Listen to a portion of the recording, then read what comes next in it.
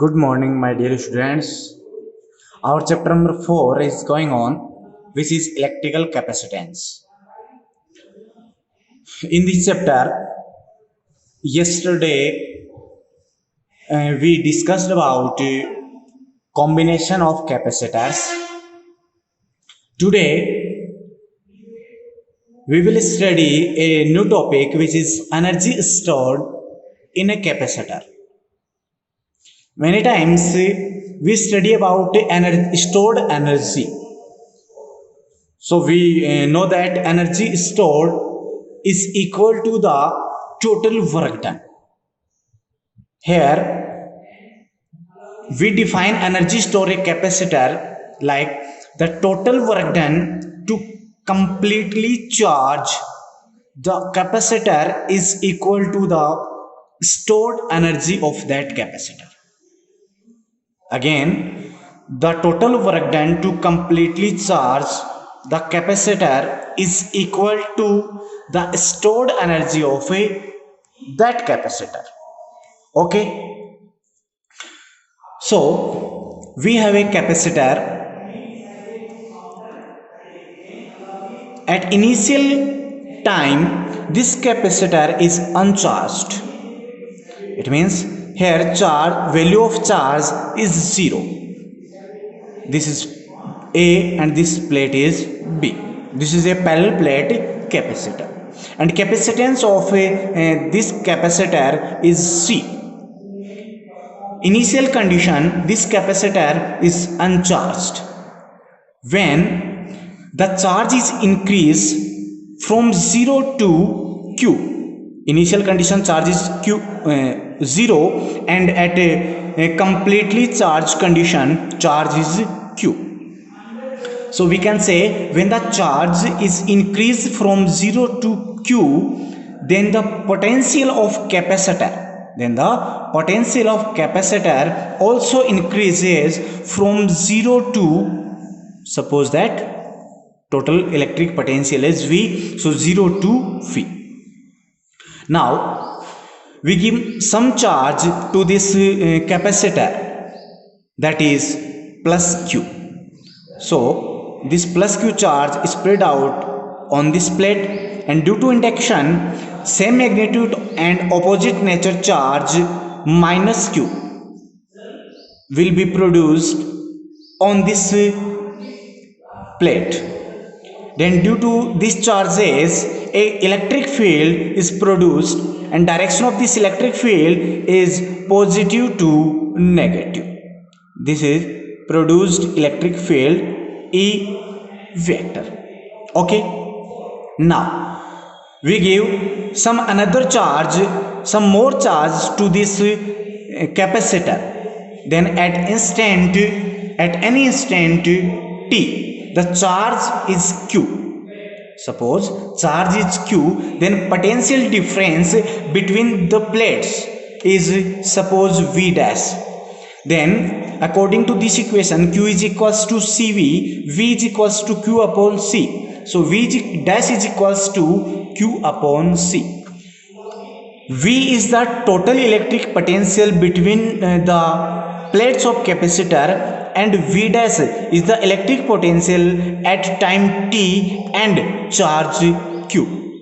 Okay, now we transfer some charge dq from one plate to another plate, or we can say some charge dq is given to that capacitor. Then the work done on this transferring the charge dq, work done dw. Here transferring charge is small, then work done also small, dw is equals to, from this equation, electric potential V is equals to W upon Q. So W is equals to V into Q. If charge is small, then work done is also small. So dW is equals to V. V is the electric potential. Here electric potential is V dash, so V dash into dQ. This is the work done in transferring the charge, small charge dQ. Now the total work done total work done is equal to the, so total work done in charging the capacitor from 0 to q. We integrate this equation from 0 to q. So total work done is w is equals to integration 0 to q dw. Put the value of dw, then 0 to q v dash dq, and put the value of v dash from this equation, then we get 0 to q q upon c dq. Okay, 1 upon c is a constant quantity, then w is equals to 1 upon c, and integrating q with respect to dq, then we get, according to formula of integration, q square upon 2, limit 0 to q.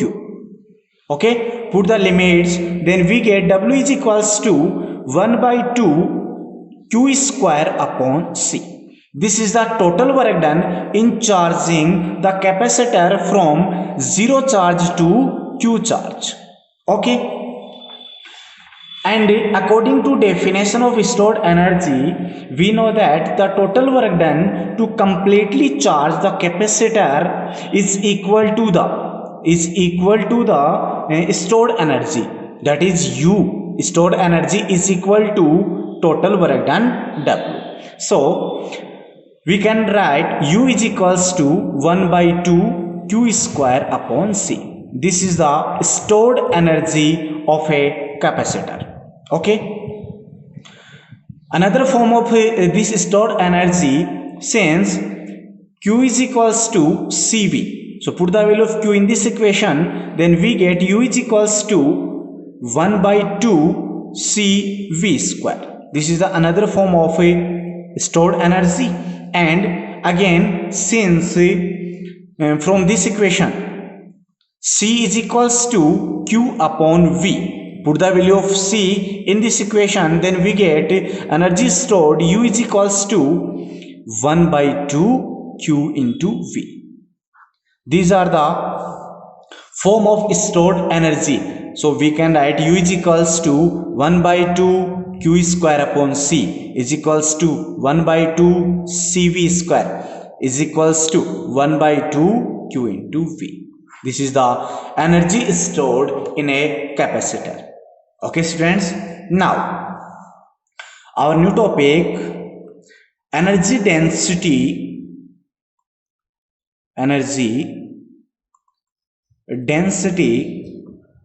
of a parallel plate capacitor.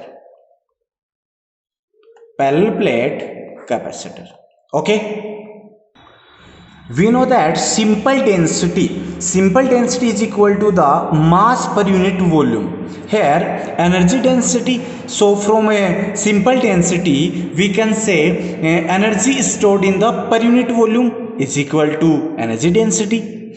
So we define energy density of a parallel plate capacitor. The energy stored in the per unit volume. The energy stored in the per unit volume of parallel plate capacitor is called energy density of a parallel plate capacitor. From previous derivation, we know that energy stored u is equals to 1 by 2 q square upon c. This is the stored energy, and suppose total volume of a parallel plate capacitor is v naught, because of v is equal to v is represent the electric potential, so v naught is represent the total volume between the plates of a parallel plate capacitor. So energy density is represented by small u. Energy density u is equals to total stored energy upon total volume between the plates. This is the energy density of parallel plate capacitor. Okay, now we determine energy density of a parallel plate capacitor. For this, suppose we have a parallel plate capacitor. This is a parallel plate, this is parallel plate. Okay, Parallel plate capacitor, this plate is P1 and this is P2. Okay, and area of both plates is A, and distance between these plates is suppose that D. Now we give some charge plus Q to plate P1, plus Q to plate P1. Then due to induction, minus Q charge is produced, minus Q charge will be produced on a plate P2. Due to these charges, a electric field E is generated between the plates, and direction of this field is from positive to negative charge. Okay, so we know that this is electric field between the parallel plate capacitor E is equals to sigma upon epsilon naught. Here sigma is the surface charge density, and value of this sigma is equals to Q upon A, and epsilon naught permittivity of vacuum. Put the value of sigma, then we get E is equals to Q upon A epsilon naught. From this equation, charge Q which is given to that capacitor, Q is equals to A epsilon naught into E. Okay, this is the charge which is given to capacitor. And we know that capacitance of a parallel plate capacitor, C is equals to A epsilon naught upon D, and a charge Q is equals to, from previous equation, A epsilon naught into E. Here we find C capacitance and charge Q. So energy stored in capacitor, energy of capacitor U is equals to, in the form of C and Q, 1 by 2 Q square upon C. Put the value of Q and C is equals to 1 by 2 Q square means A square epsilon naught square E upon C. C is equals to A epsilon naught upon D means D. A to A cancel out, and epsilon naught to 1 epsilon naught cancel out. Then we get U is equals to 1 by 2 A epsilon naught D E square.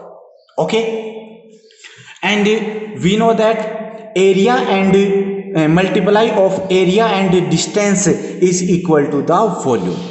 Okay, so here, so the volume between the plates is equal to area of plate multiply distance between the plates. So area of the plates into distance between the plates is equals to total volume between the plate of capacitor, which is represented by V naught. So U is equals to 1 by 2 A into D is equals to V naught. So 1 by 2 epsilon naught E square into V naught. This is the total energy stored in the parallel plate capacitor. But we find energy density, and energy density small u is equals to capital U upon total volume. So put the value of capital U, then we get small u is equals to 1 by 2 epsilon naught E square. This is the energy density of a parallel plate capacitor. Okay students, now our next very small topic, which is energy stored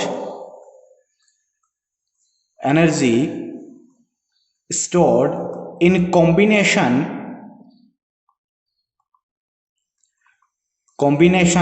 of a capacitors.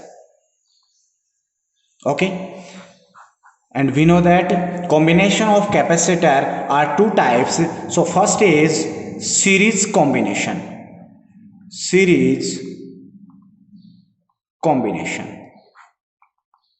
Okay, to find the energy stored in series combination, we have small n capacitors small n capacitors of capacitance C1, C2, C3 and so on Cn. These capacitors are connected in series combination and equivalent capacitance of the combination is Cs.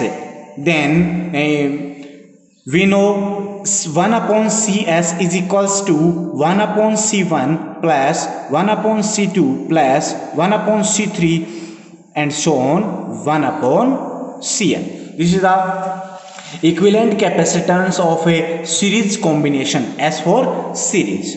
Okay, and we studied in previous video in series combination the amount of a charge on all capacitors remains the same, but in parallel combination the potential difference V on all capacitors is the same. Okay, so here in series combination then we can say the amount of charge Q on all plates of capacitors is the same. Okay, so energy stored in the form of Q and Cs, U is equals to 1 upon 2 Q square upon Cs. Put the value 1 upon Cs, so U is equals to 1 by 2 Q square 1 upon C1 plus 1 upon C2 plus 1 upon C3 and so on 1 upon Cn. Multiply Q square to each term, so U is equals to 1 by 2 Q square upon C1 plus 1 by 2 Q square upon C2 plus 1 by 2 Q square upon C3 plus and so on 1 by 2 Q square upon Cn. Compared to this equation, then we can see if C1 is the capacitance of first capacitor, then this term is equal to the energy stored for first capacitor. So we can write U is equals to U1. Similarly, for these terms U2 plus U3 plus and so on Un. This is the total energy stored in series combination. And from this equation we can say that the total energy stored in the series combination is equal to the sum of energies stored in each capacitor. Okay, now our next combination is parallel combination.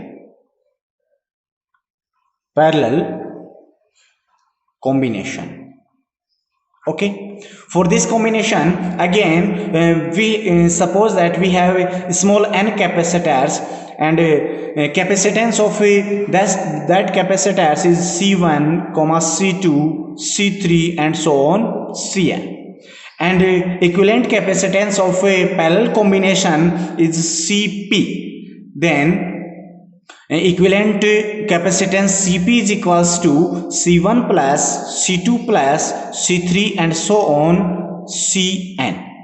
And we know that potential difference between the plates of capacitor is the same for all capacitors, so V is the same. So energy stored in the form of V and Cp, U is equals to 1 by 2 Cv square. Here C is the Cp for a parallel combination. So put the value of Cp from this equation. So U is equals to 1 by 2 C1 plus C2 plus C3 plus and so on Cn. Multiply V square.